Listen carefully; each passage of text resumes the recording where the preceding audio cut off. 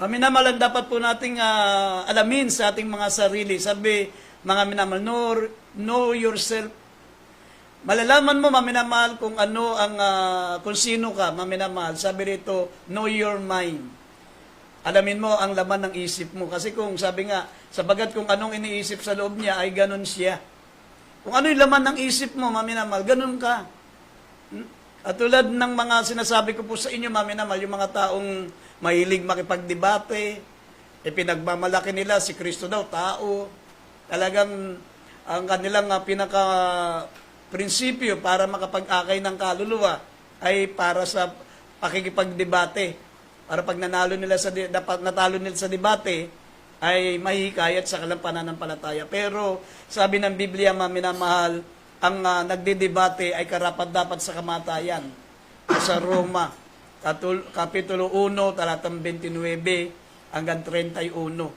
Pag ikaw ay nakipagdebate, sabi ng Biblia, ay sila ay mga karapat-dapat sa kamatayan. Kaya nga, sabi po rito, maminamahal, sapagat ang kaisipan ng laman ay kamatayan, dapat ang kaisipan ng Espiritu ay buhay at kapayapaan. Where the mind goes, the man goes. Kung anong laman ng isip mo, maminamahal, doon pupunta yung kaluluwa natin. The man goes. Doon pupunta ang tao kung anong laman ng isip niya. Kaya nga kung ang isip niya, maminamahal, ay sa laman, sabi ng Biblia, siya ay mga minamahal, magbubunga ng kamatayan. Ang kaisipan ng laman ay kamatayan. Dapat ang kaisipan ng Espiritu ay buhay at kapayapaan. Ano ba ibig sabihin ng laman? Tignan nyo, maminamahal, kung mababasa nyo ang Galatia, chapter 5, verse 19 up to 21, yung pakikipagdebate, pakikipagtalo, bahagi yan ng pamumuhay sa laman. Mga tunay na lingkod ng Diyos hindi nagdidebate. Si Apostol Pablo noon, maminamahal nung siya bago pa sa pananampalataya. Dahil palibasa, magaling siya sa kautusan, siya po'y pariseo, siya po'y senador, maminamahal, matalino po si Apostol Pablo. Nung baby in Christ siya, nakikipagdebate siya. Pero nung nalaman niya, maminaman ng kabuuan ng salita ng Diyos, ay siya mismo nagbawal na bawal ang pakikipagdebate.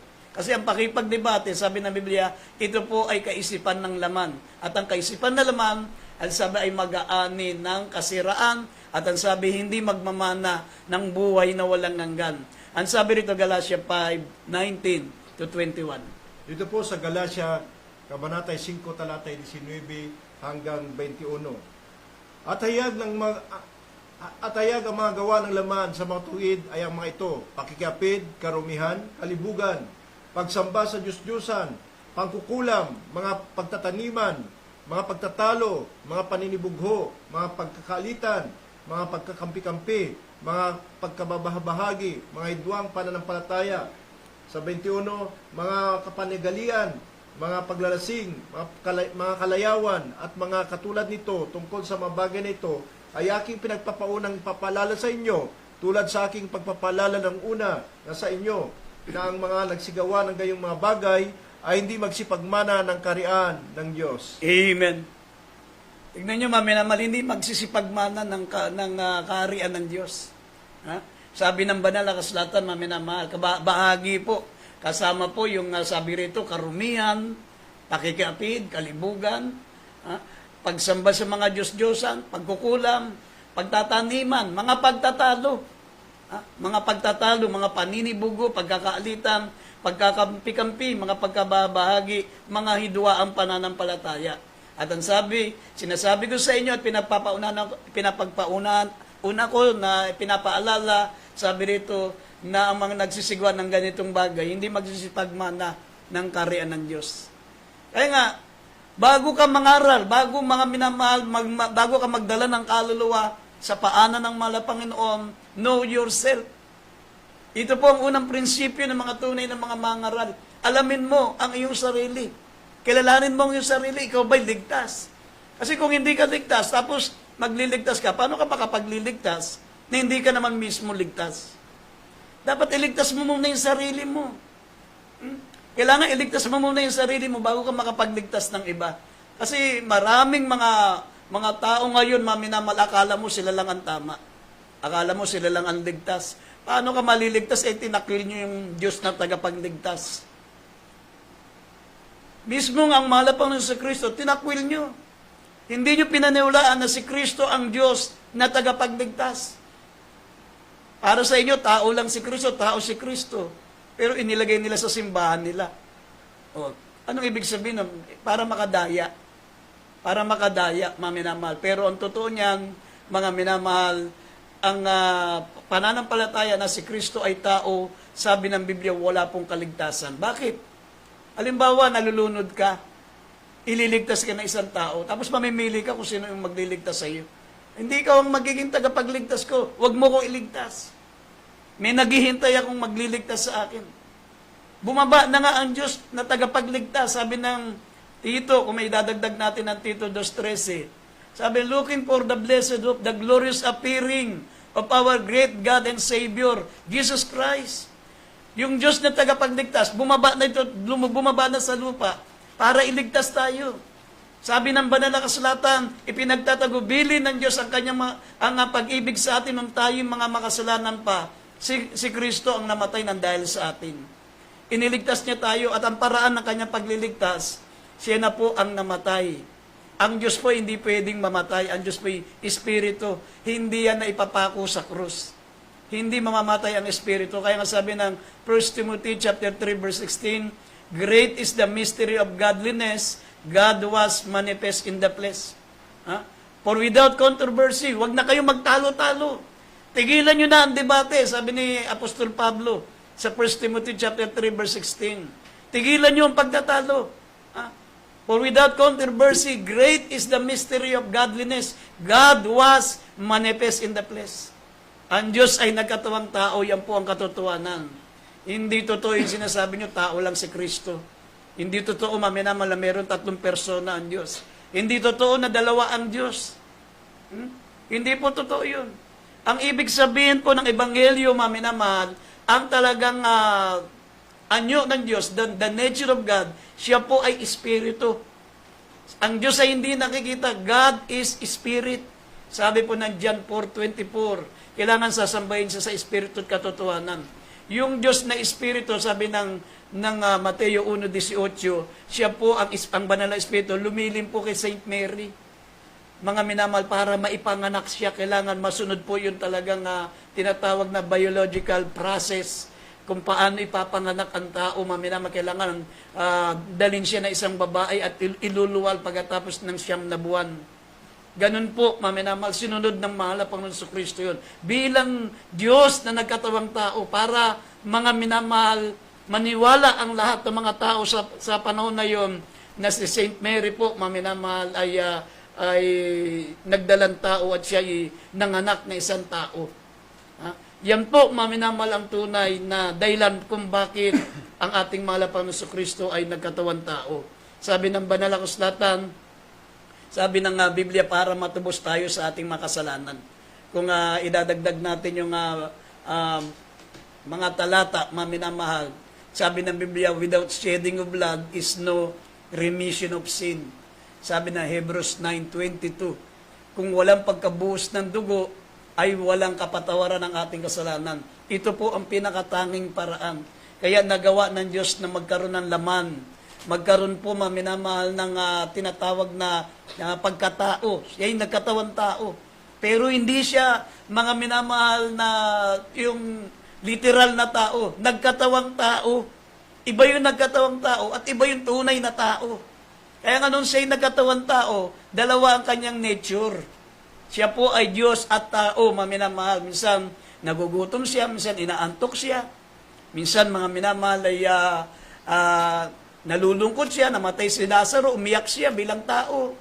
Pero bilang tao yun kasi dual nature. Nung siya po, maminamahal, ay umaakton bilang Diyos, mga minamahal, nagpadilat siya ng mga mata. Yung mga bulag, pinagaling niya, maminamahal. Siya po'y lumakad doon sa dagat, siya po'y bilang Diyos. Siya po ay naglinis ng ketongin, nagpalayas ng demonyo. Yan po ay bilang Diyos siya, maminamahal. Kaya nga, nung nagkatawang tao ng ating malapang, at the same time, siya po ay Diyos, at the same time, siya ay tao. Kaya nga sabi niya sa John chapter 4, kung idagdag natin, sabi, ang Ama ay nasa akin, at ako'y nasa Ama. Ibig niya sabihin, maminamahal, na yung Espiritu niya, Dahil ang tao po, may tatlong nature, maminamahal, sabi body, soul, and spirit. Yung kanyang espiritu, yun po yung Diyos. Yun ang sinabi niya, na ang Ama ay nasa akin at ako'y nasa Ama. Idagdag natin sandali para sa kaliwanagan, maminamahal ng ating tagapanood. Kasi mga minamahal talagang may mga webcast na rin po yung mga false prophet. May mga webcast na rin sila, talagang lumalaganap ang mga mandarayang mga mangangaral ngayon. Maminamahal, kitig na basahin nyo ang John chapter 14, verse 8 hanggang 11. Ay, hindi basahin po natin yung talata. 8 hanggang 11. Dito po sa John chapter 14, verse 8 up to 11. Sinabi sa kanya ni Felipe, Panginoon, ipakita mo sa amin ang Ama, at sukat na ito sa amin. Sinabi sa kanya ni Jesus, Malaon ang panahong ako'y inyong kasama, at hindi mo ako nakikilala, Felipe? Ang nakakita sa akin ay nakakita sa Ama. Paano sinabi mo, ipakita mo sa amin ang Ama? Hindi ka baga nananampalataya na ako'y nasa Ama, at ang Ama ay nasa akin. Ang mga salita ang aking sinasabi sa iyo, hindi ko sinalita sa aking sarili, kundi ang Ama na tumatahan sa akin ay gumagawa ng kanyang magawa. Magsisampalataya kayo sa akin na ako'y nasa Ama, at ang Ama ay nasa akin, o kundi kayo'y magsisampalataya sa akin dahil sa magawa rin. Amen. Yan po ang sabi ng Banal na Kasulatan. Magsampalataya kayo sa akin at ako'y nasa Ama at ang Ama'y nasa akin. O hindi kaya ay magsampalataya kayo sa akin dahil sa mga gawa rin. Kung ayaw niyong maniwala sa mga sinasabi ng mahal na Panginoon, sabi niya, magsampalataya kayo sa akin dahil sa mga gawa rin. Sinong makagagawa ang patay mabubuhay? Hindi yan kaya maminamal ng sinumang tao. Sinong tao ang makalalakad sa gitna ng dagat? Sinong tao maminamal makapaglilinis ng ketongin? Sinong tao makapagpapalayas ng demonyo? Sinong tao ang makapagpapadilat ng bulag? Yan po'y ginawa ng ating pinakamamahal na Panginoong Kristo. Kaya sinabi niya, kung hindi kayo sumasampalataya, ay sumampalataya kayo sa mga gawa rin. Kaya nga, sabi ng Banal na Kasulatan, dito po sa mga talatang pinag-aaralan po natin, kailangan kilalanin mo ang sarili mo bago ka mangaral ng Ebanghelyo. Kasi kung hindi ka ligtas, mangangaral ka ng Ebanghelyo, lahat na maniniwala sa'yo mapunta sa impyerno. Kaya nga, know yourself. Ito yung dapat mong alamin. Kung karapat dapat kang mangaral ng Ebanghelyo. Sabi ng Banal na Kasulatan, siyasatin nyo ang inyong sarili. Kung kayo'y nasa pananampalataya, subukin nyo ang inyong mga sarili. Dapat bago ka mangaral, bago ka magpahayag ng salita ng Diyos, dapat sinisiyasat mo ang sarili mo kung ikaw ay ligtas. Paano ka makapagliligtas kung hindi ka ligtas? Yan po, maminamahal. At pangalawa, sabi ng Biblia, search your faith. Saliksikin mo muna ang iyong pananampalataya. Sabi, siyasatin nyo yung mga sarili kung kayo'y nasa pananampalataya. At hindi ba ganyan nalalaman na saga ng inyong sarili na si Jesucristo ay nasa inyo? Maliban na kung kayo itinakwil na. Maliban na kung kayo itinakwil na. Hindi nga kayo, halimbawa, hindi nga kayo itinakwil ng mahal na Panginoon, kayo naman na nagtatakwil sa Kanya. Pag hindi pa naman kayo itakwil ng mahal na Panginoon. Sabi ng Biblia, maminamahal, dito po, mababasa po natin sa John chapter 3, verse 18 hanggang italo natin ng 36. Sabi po rito, maminamahal, ang hindi sumasampalataya sa mahal na Panginoon Kristo ay walang buhay na walang hanggan. Hindi sila maliligtas. Bakit paniniwalaan nyo? Ang mga nagtuturo na si Kristo ay tao lang. Biro mo yung kanilang pinaka-founder, anghel. Anghel. Tapos si Kristo tao lang. Mas makapangyarihan ng anghel sa tao. Ibig sabihin, makapangyarihan pa yung leader nila kaysa sa Diyos, kaysa sa mahal na Panginoon Kristo. Si Kristo, tao. Pero yung kanilang pinaka-founder, maminamal, yun daw ay anghel. Nakakahiya naman. Sabi rito, buksan po natin ng John 3:18, talo ng 36. Dito po sa Juan Kabanata 3, talata 18, italon po natin sa 36. Ang sumasampalataya sa Kanya ay hindi hinahatulan. Ang hindi sumasampalataya ay hinatulan na, sapagkat hindi siya sumasampalataya sa pangalan ng bugtong na anak ng Diyos. Sa 36, ganito po ang pagkasabi. Ang sumasampalataya sa anak ay may buhay na walang gan. Ngunit ang hindi tumatalima sa anak ay hindi makakita ng buhay, kundi ang puot ng Diyos ay sumasa kanya. Amen. Tignan niyo mga minamahal, sabi ng Biblia. Kahit ikaw ay mangangaral, kahit ikaw ay ministro, kahit ikaw na nga ang founder kahit ikaw na ang founder, sabi ng Biblia, mga minamahal, ang sumasampalataya sa anak, ang tinutukoy dito, ang ating malapang Kristo, nung siya'y nagkatawang tao, mga minamahal. Bakit sampalatayaan natin ang anak, mga minamahal? Kasi dito nakabase yung ating pananampalataya. Kasi ang pinakalayunin ng malapang noon, bakit tayo po'y dapat maligtas, yung sinampalatayaan natin siya, nung siya'y nagkatawang tao. Kaya ginamit yung pangalang, yung katagang anak. Ang sumampalataya sa anak ay may buhay na walang hanggan. Ngunit ang hindi tumatalima sa anak ay hindi makakakita ng buhay, kundi ang puot ng Diyos ay sumasa kanya.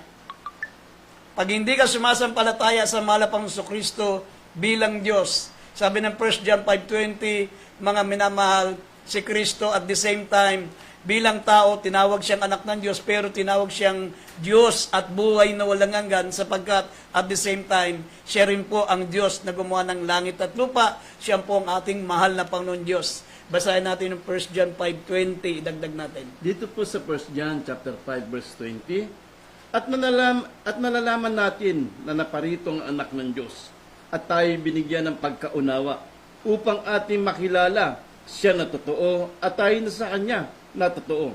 Sa matuwid ay sa Kanya anak na si Jesucristo, ito ang tunay na Diyos at ang buhay na walang hanggang. Sa 21. 21, mga anak ko, mag-ingat kayo sa mga Diyos-Diyosan. Amen.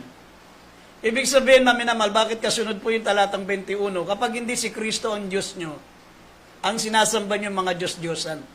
Kaya nga'y pinakilala. Sabi rito, maminamal, sabi rito, nalalaman natin na naparito ang anak ng Diyos.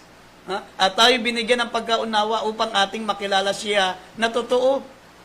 Yung anak ng Diyos, ito po yung Diyos na nagkatawang taong ating malapang Kristo. Tinawag siyang anak ng Diyos kasi yan po ay sa kanyang pagkakatawang tao. Upang ating makilala siya na totoo. At tayo nasa kanya na totoo. Sa makatuwid ay sa kanyang anak na si Jesucristo. At ang sabi, ito ang tunay na Diyos at buhay na walang hanggan. Kaya nga nung nabuhay muli ang ating malapanginoon, kung dagdag natin yung John 20:28, si Tomas hindi naniniwala. Para siyang INC rin. Hindi rin naniniwala sa Kristo Diyos. Si Tomas. Pero maminamal, sabi niya, malibang maidaiti ko ang aking daliri sa butas ng palad niya at maipo ko ang kanyang tagiliran, masalat kong tagiliran niya at kailanman hindi ako maniniwala. Mga minamahal, dumating ang ating malapang nun, sabi ng malapang nun sa kanya, idaitin mo ang iyong kamay sa aking palad at dito sa aking tagiliran. Nung hinipo, maminamahal ni Tomas, ang ating pinakamamahal na Panginoon Kristo, doon niya ipinayag na sabi niya, Panginoon ko at Diyos ko. Doon pa lang siya naniwala. Isinulat na nga yan, mga minamahal. Gusto mo kayo pang makaranas ng ganyan. Isinulat na nga yan, mga minamahal, para maniwala po tayo, mga minamahal ng ating mahal na Panginoon Kristo, siya ang tunay na Diyos at buhay na walang hanggan. Kaya nga, search your faith. Kilalanin nyo ang inyong pananampalataya kung kayo, mga minamahal, ay ligtas o kayo, mga minamahal, ay itinakwil na. Pag hindi mo sinampalataya ng ating mahal na Panginoon Kristo, kahit gaano ka katagal, kahit mga minamahal, ikaw ay laging nandun sa pananbahan, kahit ikaw po, mga minamahal, ang pinakamagaling makapagdebate, alam mo ang Biblia from Genesis to Revelation, mga minamahal, ikinalulungkot ko pong sabihin, hindi po kayo ligtas. Sapagkat ang kaligtasan po, ito po ay galing sa ating pinakamamahal na Panginoong Jesucristo. Kaya nga sabi po rito, mga minamahal, nalalaman natin na naparito ang anak ng Diyos, binigyan tayo ng pagkaunawa upang ating makilala siya na totoo at tayo nasa kanya na totoo sa makatuwid sa kanyang anak na si Jesucristo. Ito ang tunay na Diyos at buhay na walang hanggan. Idagdag natin kayo din 20, yung John chapter 20. Ang minamahal, simulan natin sa 27 kindly. Dito po sa Juan Kabanatay 20, talatay 27 hanggang 31. Ganito po pagkasabi. Na magkagayon sinabi niya kay Tomas, idaiti mo rito ang iyong daliri at tignan mo ang aking mga kamay. At idaiti mo rito ang iyong kamay at isuot mo siya sa aking tagiliran at huwag kang di mapapanampalatayahin. kundi mapanampalatayahin. Sumagot si Tomas at sa kanya sinabi, Panginoon ko at Diyos ko. Then 29.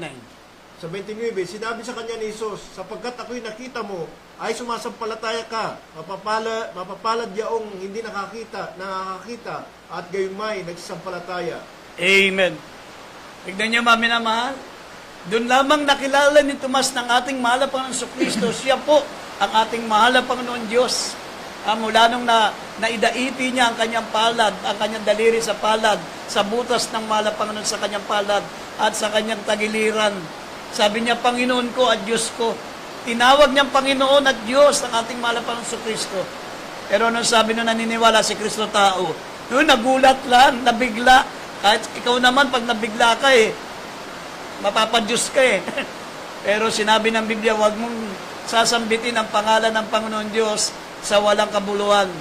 Kung totoo yung sinabi niya, di dapat sinaway siya ng mahal na Panginoon. Dapat, mga minamahal sinabi, bakit bumabanggit ka ng pangalan ng Diyos na walang kabuluhan? Ibig sabihin, ito'y kapahayagan ng kanyang pananampalataya na si Kristo po, siya ang ating Panginoon at ang ating mahal na Panginoon Diyos. Kaya nga, search your faith, saliksikin niyo ang iyong pananampalataya. Sabi ng banal na kasulatan, mga minamahal, kung mababasa niyo po ang dito sa Roma, Kapitulo 4, talatang 13 hanggang 16, si Abraham, kaya po siya maminamal naligtas sapagkat siya po ay sumampalataya. Siya po ay sumampalataya at buksan din natin ang Hebrews. Hebrews 11:17 hanggang 19. Dito po sa Roma chapter 4 verse 13 talon sa 16. Sabi sa 13, sapagkat hindi sa pamagitan ng kautusan ginawa ang pangako kay Abraham o sa kanyang binhi na siyang magmamana ng sanlibutan, kundi sa pamagitan ng katwiran ng pananampalataya. Sa 16, dahil dito sa pananampalataya upang maging ayon sa biyaya, upang ang pangako ay lumagi sa lahat ng binhi, hindi lamang sa nasa kautusan, kundi pati naman sa nasa pananampalataya ni Abraham na ama nating lahat. Amen. Dito po sa Hebreo, Kabanata 11, talata 17 hanggang 19. Sa pananampalataya, nang subukin si Abraham, ay inihandog si Isaac. Oo, siyang tumanggap ng may galak, ng may mga pangako, ay siyang nagandog sa kanyang bugtong na anak. Sa matugid bagay, yaong pinagsabihan kay Isaac ay tatawagin ang iyong binhi. Sa 19, na iniisip na maging sa gitna ng mga patay ay maaring buhayin siyang magmuli ng Diyos. Mula diyan din naman ay muli siyang tinanggap ng isang halimbawa. Amen. Kahit ang mga unang tao noon, mga minamahal, sila po ay naligtas sa pamagitan ng pananampalataya. Sabi ng banal na kasulatan, katulad po ni Amang Abraham, dahil sa pananampalataya niya sa mahal na Panginoon, siya po ay naligtas. Tinawag siyang ama ng pananampalataya. Dahil, sabi rito, dahil dito sa pananampalataya, upang maging ayon sa biyaya, upang ang pangako'y lumagi sa lahat ng binhi, hindi lamang sa nasa kautusan, kundi pati naman sa nasa pananampalataya ni Abraham na ama nating lahat. Hindi lamang sa kautusan. Ibig sabihin, hindi magiging sapat ang iyong kaligtasan sa pananampalataya sa kautusan kung hindi ka naman sumasampalataya sa tunay na Diyos, maminamahal, ang ating pinakamamahal na Panginoong Kristo. Sabi ng pangalawang binasa po natin, maminamahal, sabi, katulad ni Abraham sa pananampalataya, inihandog niya si Isaac na siyang tumanggap na may galak sa pangako at siya'y nagandog sa kanyang bugtong na anak. Sa makatwid bagay yaong pinagsabihan kay Isaac, tatawagin ang iyong binhi, na inisip na maging sa gitna ng mga patay ay maaaring buhayin siya maguli ng Diyos. Mula diyan, di naman ay muli siyang tinanggap sa isang halimbawa. Hinihingi yung pananampalataya, mga minamahal, kahit si Abraham, mga minamahal, ang kanyang bugtong na anak, ibinigay niya ang kanyang kaisa-isang anak na si Isaac, mga minamahal, para po mapatunayan niya ang kanyang pananampalataya. E paano ka maliligtas kung hindi ka nananampalataya sa tunay na Diyos? Paano ka maliligtas, mga minamahal, kung ang pagkakilala mo sa tunay na Diyos ay tao lang? Sino pa ang makapagliligtas sa iyo ngayon? Kung halimbawa po, maminamal, tao lang si Kristo sa inyo at mayroong Diyos Ama, anong pangalan ng Ama? Magbigay kayo ng pangalan ng Ama. Wala kayong makikita. Ama lang kayo ng Ama. Pero may bibigay kami sa inyong talata niya si Kristo ang Ama. Dito sa, kung mababasa po natin dito, Efesos 5:20, at saka dito sa Isaiah 9:6, si Kristo ang Ama. Sinabi nga ni Felipe, Panginoon, ipakita mo ang Ama sa amin, ay sukat na sa amin. Sabi ng malapang nung kay Felipe, matagal mo na ako kasama, Felipe, hindi mo pa ako nakikilala. Ang nakakakilala sa akin, nakakakilala sa Ama. Ang nakakakita sa akin, ay nakakakita sa Ama. Sapagat ang Ama'y nasa akin, at ako'y nasa Ama. Ibig sabihin niya ng patunay na yung Ama ay ang ating mahal na Panginoong Kristo, siya lang ay nagkatawan tao. Kaya nga kung hindi kayo naniniwala na si Kristo ay Ama, magpakita kayo anong pangalan ng Ama. Dahil kailangan, sabi ng Psalms chapter 9 verse 10, kailangan alam mo yung pangalan ng Diyos bago ka maligtas. Basahin natin yung talatang ito, maminamahal, yung dalawang talatang sinabi ko. Dito po sa Episo, Kabanatay 5, talatay 20, na kayo'y laging magpasalamat sa lahat ng mga bagay sa pangalan ng ating Panginoong Jesucristo sa Diyos na ating Ama.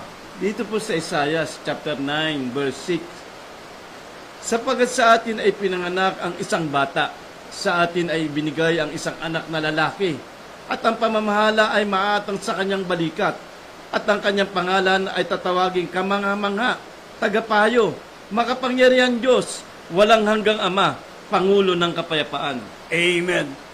Tignan nyo, maminamahal, kahit kayo, sinasabi nyo, ang tinutukoy dyan, mahal pa ng Kristo, pero bata ang tinutukoy, tinatawag ng kamangha-mangha, tagapayo, makapangyarihang Diyos, walang hanggang Ama.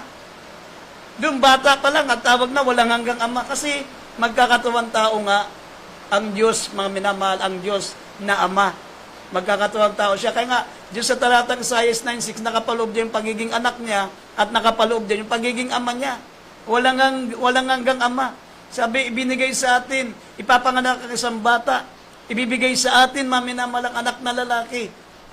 Yan po, maminamahal, ay tinatawag ng makapangyarihan Diyos, walang hanggang Ama. Kita nyo, maminamahal. Kaya nga, sinasabi ko sa inyo, kung hindi kayo maniniwala sa ating malapang Kristo, wala po kayong kaligtasan. Sabi ng Biblia, na kayo'y laging magpasalamat sa Diyos na ating Ama, sa mahal na Panginoong Kristo. Ang pangalan ng Ama ay ang ating dakilang Diyos, ang ating pinakamamahal na Panginoong Kristo. Kung hindi nyo sinasampalatayanan yan, mga minamahal na kalulungkot, wala po kayong kaligtasan. Dito sa uling talatang binanggit ko sa Psalms 9 verse 10, mga minamahal kindly, basahin po natin yung banal na kasulatan.